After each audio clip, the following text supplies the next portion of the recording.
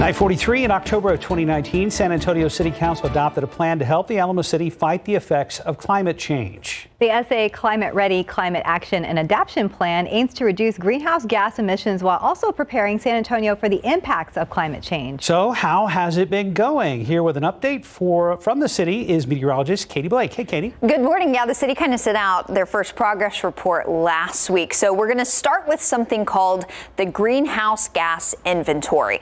The SA Climate Ready Plan itself aims to reduce greenhouse gas emissions across the city in an effort to fight increasing global temperature. So, as a part of the plan, an inventory of our greenhouse gas emissions will be taken every 2 years. Basically, this is a snapshot of how we're doing at controlling our emissions across the city and in different areas. So the inventory that was just released reflects data from 2016 to 2019 and shows that the total greenhouse gas emissions dropped a small amount, 0.2%. Now, any drop is good, but this was a really small drop. This takes into account things like population, transportation, and energy use. There were increases in overall energy use emissions, transportation emissions, and solid waste emissions. However, the city says that the reason the overall inventory dropped by 0.2% was actually due to a drop in emissions from CPS Energy, and this was attributed to more renewable energy added to CPS's portfolio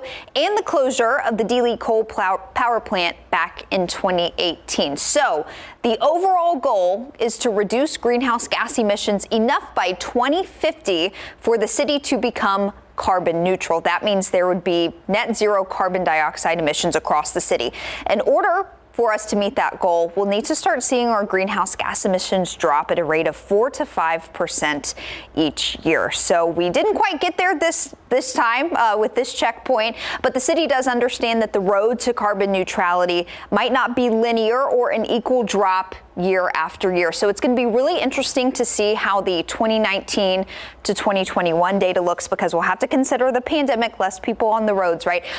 But also the winter storm, that's effect on CPS and their emissions, et cetera, et cetera. So that next checkpoint is going to be very interesting. Yeah, two huge variables there to factor in, especially the pandemic. All right, Katie Blake, thank you. Yeah. Good to see you on a Wednesday morning.